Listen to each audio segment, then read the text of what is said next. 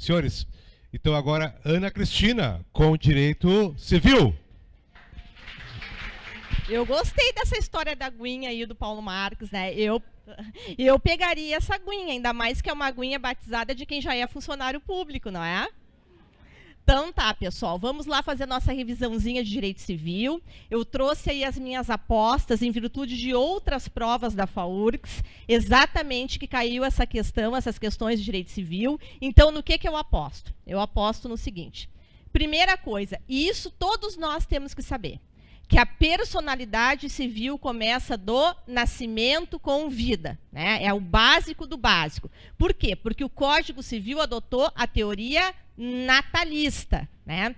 Então, da mesma forma, como o nascimento, a personalidade começa do nascimento com vida, a partir deste acontecimento, o que acontece? Nós adquirimos a capacidade de direito, que é aquela que todos que nascem com vida têm. Então, estão aptos para adquirir direitos e contrair deveres. Então, a personalidade começa do nascimento com vida, mas não esqueçam, o direito põe a salvo, a lei põe a salvo, desde a concepção, os direitos do nascituro, que é aquele que está ainda por nascer, que está lá, a mãe gestante. Então, vejam, a lei não concede personalidade para eles, mas como possivelmente eles vão nascer com vida, asseguram direitos ao nascituro. Cuidado, lá na hora da prova, se cair, a personalidade civil começa com a concepção, errado. O Código Civil diz que é com nascimento com vida. Tá?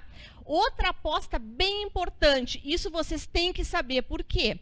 Porque mudou recentemente. Isso aqui veio com o Estatuto do Deficiente, né? O Estatuto da Pessoa com Deficiência mudou isso aqui. Então, quem é que é absolutamente incapaz agora para o Código Civil? Apenas os menores de 16 anos. Então, esqueçam aqueles que têm uma enfermidade mental, uma deficiência mental. Se aparecer lá na prova, eles não são mais nem absolutamente e nem relativamente incapazes. É apenas os menores de 16 anos. E eu aposto muito, eu tenho quase assim, ó, com convicção que uma questão da prova vem aqui. Quem é absolutamente e quem é relativamente. Por quê? Porque eles vão misturar como era o Código Civil anterior. Então, não esqueçam, fica fácil assim da gente lembrar. Absolutamente incapaz são apenas os menores de 16. Apareceu lá alguém deficiente mental, com uma enfermidade mental, não é considerado mais incapaz. Tá? E quem é o relativo? Aí nós temos as figuras, os relativamente incapazes. Quem são eles? Os maiores de 16, menores de 18, os ébrios habituais. Cuidado, não são os ébrios eventuais, são os ébrios habituais. Quem mais? Os viciados em tóxicos, os pródigos e aqueles que, por uma circunstância transitória ou permanente, não conseguem expor a sua vontade. Então, por exemplo, eles vão colocar para vocês a literalidade da lei. Mas, digamos, uma pessoa em estado vegetativo estaria nessa circunstância que não consegue expor a sua vontade. Mas, para o Código Civil, é relativamente incapaz e eles colocam a literalidade da lei. O que mais que é importante para nós aí? A comoriência. Lembram da comoriência? A comoriência é aquela situação que 2 ou mais indivíduos morrem na mesma ocasião e não se consegue verificar quem morreu primeiro. Para o Código Civil, o que acontece? Presume-se a morte que ocorreu o quê? Simultaneamente. Cuidado, que ali, ó, quando diz assim, na mesma ocasião, é um critério temporal, não um critério de local. Porque não precisa ser necessariamente no mesmo acidente. Pode ser acidentes diversos, mas que aconteceram no mesmo tempo. Isso aqui é lá para o direito das sucessões que interessa, que não cai para nós. Mas vocês têm que saber o que é comoriência, que é essa situação de 2 ou mais indivíduos falecerem na mesma ocasião. Se não se consegue verificar quem morreu primeiro, presume-se então que morreram ao mesmo tempo. Tá? São simultaneamente mortos. O que mais? E os direitos da personalidade, né? Aqui eu trouxe o artigo 11, que eu acho interessante. Por quê? Porque tem 2 características dos direitos da personalidade. O que diz? Com exceção dos casos previstos em lei, os direitos da personalidade são intransmissíveis. Não posso transmitir o meu direito à vida, o meu direito de liberdade, a minha honra, não tem como eu transmitir para as outras pessoas. O que mais? São intransmissíveis e irrenunciáveis. Não posso renunciar o meu direito à minha honra, o meu direito à liberdade, não posso renunciar no campo de direito de família, alimentos. Então, duas características dos direitos da personalidade. Eles são intransmissíveis e irrenunciáveis. Olhem o final do artigo 11. Não podendo o seu exercício sofrer uma limitação voluntária. Lá no concurso, eles tiram aquele não dali e colocam podendo o seu exercício sofrer uma limitação voluntária. Então, os direitos da personalidade, que são direitos ligados, que se grudam numa certa forma desde o momento em que a gente nasce, ou até mesmo antes da concepção, embora que a gente saiba que a gente adquire a personalidade do nascimento com vida, então, eu não posso limitar os meus direitos da personalidade. Então, não podendo sofrer limitação voluntária. Quem são os legitimados? Além da própria pessoa, se eu tenho uma agressão num direito meu da personalidade. Aí nós temos aí o artigo 12. Digamos que alguém esteja ameaçando um direito da personalidade, ou então eu sofri uma lesão num direito da personalidade. O que eu posso fazer? Ingressar com uma ação judicial, pedindo ainda perdas e danos. Mas se a pessoa já morreu, se transmite aos sucessores? Sim. Está no parágrafo único. Quem é que pode? Em se tratando de morto, terá legitimação para requerer a medida prevista nesse artigo, o cônjuge ou qualquer parente na linha reta ou colateral até o 4º grau. Cuidado, porque no direito de imagem, lembram? É diferente. O que é o direito de imagem? É o direito que a pessoa tem, né, a não ser que ela autorize que utilize a sua imagem, ou a transmissão da palavra, ou escritos. O que diz a lei? Diz que apenas se for autorizados ou necessários à administração da justiça, é que eu posso utilizar, então, a imagem numa pessoa. Caso contrário, se não houver, se agredir a sua respeitabilidade, ou se destinarem a fins comerciais, ou a sua honra, ou a boa fama, o que vai acontecer? Pode também a pessoa ingressar com uma ação judicial. Agora, se transmite aos sucessores? Também. Só que se transmite até os colaterais, até o 4º grau? Não. Aqui é apenas o cônjuge, os ascendentes e os descendentes. Então, quando for direito de imagem, é mais restrito. É apenas os ascendentes, descendentes e o cônjuge. Enquanto que nos outros direitos da personalidade, nós tínhamos mais ascendentes, descendentes, cônjuges colaterais até o 4º grau. O que mais? Deixa eu passar lá, que eu já estou com pouco tempo aqui, eu quero passar para os bens. Estão lembrados daquela questão dos bens, os bens imóveis por determinação legal? Isso aqui eles gostam muito. Quais são os bens imóveis por determinação legal? O direito à sucessão aberta e os direitos reais sobre os bens imóveis e as ações que os asseguram. E os bens móveis por determinação legal? Aí já muda, né? As energias que têm um valor econômico e os direitos reais sobre os objetos móveis e as ações correspondentes e os direitos pessoais de caráter patrimonial e respectivas ações. Cuidem isso aqui, porque lá na hora do concurso, às vezes eles misturam o que é um bem móvel por determinação legal e o que é um bem imóvel por determinação legal. Temos também lá a questão da prescrição, né? Lembram? A prescrição, ela corre contra quem? Contra o credor ou contra o devedor? Contra o credor. Se eu sou devedor, eu quero mais que prescreva. Então, quais são os únicos prazos prescricionais que nós temos? É aqueles dos artigos 205 e 206. Então, nós temos 10 anos, se não se encaixam nos casos do 206, o resto é de 1 a 5 anos. Então, é o que está aqui no 189. Violado o direito, nasce para o titular a pretensão, o qual se extingue com a prescrição. E os prazos prescricionais? Será que as partes podem acordar para mudar os prazos prescricionais? Não. Por quê? Porque os prazos prescricionais não podem ser alterados por acordo das partes. Jamais. Não podem ser alterados. Outra questão. Corre a prescrição contra absolutamente incapaz? Não. Contra absolutamente incapaz, não corre a prescrição. Cuidado. Por quê? Porque o artigo 198, inciso 1º, é claro. Contra os relativamente incapazes, a prescrição corre. Então, se uma pessoa faz 16 anos, a prescrição começa a correr. Só não corre contra os absolutamente incapazes. E quais são os prazos prescricionais, né? Nós temos aí uma prescrição de 10 anos, se não incorrer nos casos do artigo 206. E o artigo 206 vem com um rol grande, mas as minhas apostas são, já botei até em vermelhinho ali, ó. Lembrem, 1 ano, a pretensão dos tabeliães, dos auxiliares da justiça, serventuários judiciais, árbitros e peritos pela percepção de emolumentos, custas e honorários. Por quê? Custas e honorários, é bem o concurso que vocês estão fazendo para o Tribunal de Justiça. Então, aqui é o prazo prescricional de 1 ano, caso queiram vir buscar esse pagamento aí das custas e emolumentos lá do cartório do tabelião. O parágrafo 2º, 2 anos as prestações alimentares, é o que mais costuma cair. Que mais? 3 anos aluguéis, tá? 3 anos a pretensão de reparação civil, então uma ação de indenização 3 anos. 4 anos a pretensão relativa à tutela, então menor se ele estiver sob tutela e tiver alguma discussão a respeito disso, é 4 anos para a prescrição. Em 5 anos, a cobrança de dívidas líquidas constante de instrumento público ou particular, então um contrato, por exemplo, né? O inciso 2º, a pretensão dos profissionais liberais, então advogados, médicos, 5 anos, e também a pretensão do vencedor para haver do vencido que despendeu em juízo.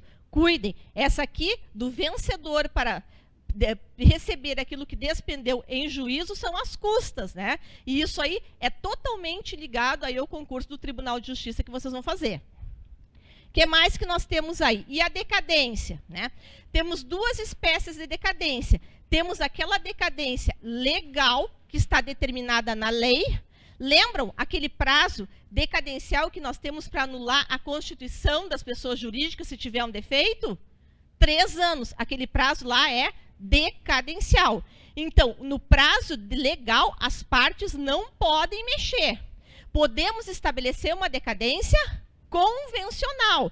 Por exemplo, digamos, um prazo de garantia extra de 6 meses para algum produto. Então, muito bem, se a decadência for legal, o juiz deve, de ofício, sem provocação da parte, conhecer da decadência. Ele pega o processo e viu, decaiu, o juiz mesmo, de ofício, ele declara a decadência. Agora, e se for a decadência convencional? A decadência convencional, a parte é quem vai alegar. O juiz não vai se meter naquele contrato que as partes fizeram, por exemplo, para uma garantia extra. E daí o que acontece? Então, o juiz ele não pode suprir a alegação. Tá? Então, assim, as minhas apostas são essas, então, para o concurso de vocês amanhã. E, de fato, assim, ó, as minhas energias positivas estarão todas com vocês, com certeza. Né? Eu quero muito que vocês passem. E eu sei que vocês são fortes e vão passar, principalmente porque estão aqui no final de semana assistindo, e tantos finais de semana e tantos estudos, tanto estudo, para que isso vale a pena. Né? Então, eu vou perguntar para vocês, e vocês vão responder bem forte. Quem gabarita amanhã? Quem não disser bem alto não vai passar. Quem é que gabarita amanhã? Muito bem, amanhã vocês vão gabaritar o direito civil, tá, meus queridos? Pois é, meus amigos, o nosso pré-prova, então, foi exatamente isso que vocês viram. Olha só, eu tenho tanta certeza que vai dar certo, porque o que acontece, não tem ninguém melhor do que vocês, ou numa situação, no máximo, digamos assim, de igualdade. Por que isso? Por que isso? Porque todos estão preparados e alguns ou muitos não estão preparados. Então vocês vão concorrer com aquela turma que se preparou, aquela turma que estudou, e ninguém é melhor do que vocês. Eu peguei aqui agora, imprimi agora um e-mail que eu recebi de um colega, que ele me disse o seguinte, olha só que interessante. Ele mandou um e-mail inicialmente e disse assim, Paulo, aqui o escrivão Hélio, quero um favor teu. A minha neta vai fazer o concurso para técnico. Ela não pode fazer o curso, por problemas de horário e distância. Eu gostaria de comprar os polígrafos, quero saber se tu vende para mim sem o curso. Só os polígrafos. Aí eu mandei para ele os polígrafos, ele pagou, Ele me respondeu assim: obrigado, Paulo. Qualquer coisa pode me ligar para o 32 10 65 48, que é o telefone ramal dele direto no tribunal. Aqui está a minha mesa. Daí eu vou buscar onde estiver. Ficarei muito grato. Olha, eu sou escrivão graças a um polígrafo feito por ti, por volta de 1984 ou 85, não lembro bem. Eu estudei por ele e passei. Hoje estou aqui graças àquele polígrafo. Depois soube que o colega ainda estava na ativa e fui lhe procurar e agradecer. E incrível, não sei porquê, eu comecei a chorar. Tive que me retirar da sala dos oficiais para não ser percebido. É que antes de entrar na justiça, eu passei muito trabalho. Eu sofri muito para estudar e fazer a faculdade. E me agarrei naquele polígrafo como um náufrago se agarra num toco de madeira. E graças a Deus, deu certo. Paulo, não quero nada de graça. Quero só de ti uma coisa. Que continue com esse teu curso, que continue se dedicando a incentivar outras pessoas a procurar um novo rumo em suas vidas. Isso é de uma riqueza incrível.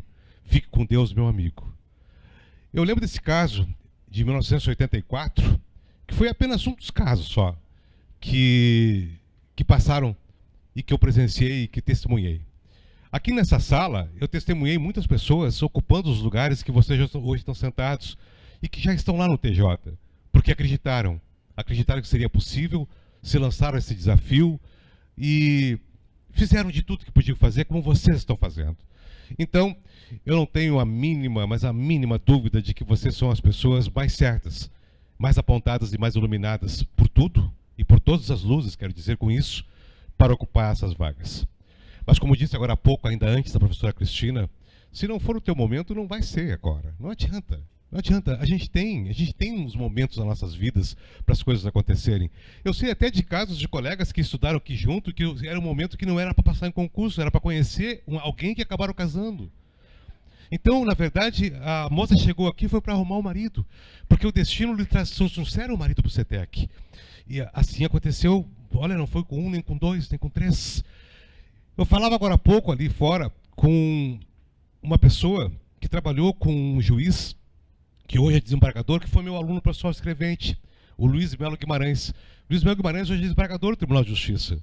O pai dele, Luiz Melo Guimarães Neto, eu era oficial ajudante na época, e ele me chamou e disse assim: Paulo, esse guri é muito vagabundo. Veja, eu estou gravando isso IAD, eu estou falando o que o pai falava de um hoje desembargador do Tribunal de Justiça, o Luizinho, que me autoriza a falar isso. Olha, o Luizinho sentava nesse mesmo prédio aqui que nós estamos trabalhando, numa sala de aula, aqui no terceiro andar, que é do CETEC, na época não era, do Alberto Gosch. Era um professor de matemática e física que ocupava aquela sala e eu sublocava a sala dele e preparava ali para os concursos. Eu estou falando de 1980. O Luizinho sentava assim na frente e 15 minutos de aula o Luizinho queria sair e disse: senta que eu tenho um compromisso com o teu pai. Tu tem que passar no concurso. O Luizinho passou para oficial escrevente, o Luizinho fez concurso para magistrado, passou, e o Luizinho hoje é o desembargador Luiz Melo Guimarães, do nosso Tribunal de Justiça, ali. Senhores, o desembargador Sejalmo, o único desembargador que ingressou naquela época, negro desembargador, foi em Graxate, em São Leopoldo. Depois trabalhou na Câmara dos Vereadores, e eu me lembro que lá na Júris, num churrasco, ele disse para mim assim: Paulo, a hora que tu quiser, eu vou lá conversar com os teus alunos e dizer para eles que um pobre negro, um negrinho de rua, pode também ser um desembargador um dia, o que eu sou. Porque se lançou o desafio, porque não deu bola para nada, botou na cabeça que aquilo era possível e que estava a seu alcance, porque era pessoa humana como qualquer outra pessoa. Tinha a capacidade de raciocinar, de pensar, de se locomover, de estabelecer o que é lógico, o que é ilógico e o que eu quero e o que eu não quero. Todos nós, portanto, estamos com esse pensamento e no caminho certo. Nós vamos conseguir. Uma boa prova a todos nós, até amanhã, se Deus quiser, e que Deus siga nos iluminando e nos dando aquilo que a gente merece. Se for a nossa vez, efetivamente, lá estaremos, na posse, na foto com o Paulo Marques. Muito obrigado por ter escolhido a minha escola para a tua preparação, e fiquem certos que fizemos de tudo. Desculpe, erros acontecem, somos humanos, podemos errar alguma coisa na parte de organização, enfim, até de sala de aula. Vamos corrigir nos próximos cursos, sem dúvida alguma, de oficial de justiça, está chegando aí. E eu desejo a todos, então, uma excelente prova. Muito obrigado, até pelo dia de hoje também, aqui no nosso pré-prova. Tchau, pessoal! Obrigado.